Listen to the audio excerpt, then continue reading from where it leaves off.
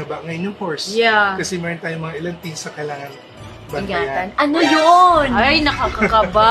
Ayoko naman yan. Yun. Ito na naman ang Ito, libro. alam mo, nagiging totoo yan eh, yung mga sinasabi ni Johnson. Ano mga iingatan? Okay, yeah. So far, no, yung, number one ingatan talaga natin ng horse is that meron kasing robbery star ang horse. Ang problema kasi when you talk about robbery, hindi lang naman pera ang ninanakaw. Pwede ang trust, Ay! diba? Yung mga ganun Oh klase. my God.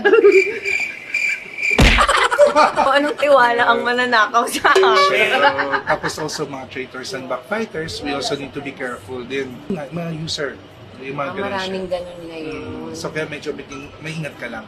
Shucks, magkakaroon pala ako this year ng trust issues. Also, another thing para din sa horse, kasi meron din tayong distraction star. When you say distraction, medyo mabilis ka ma-distract.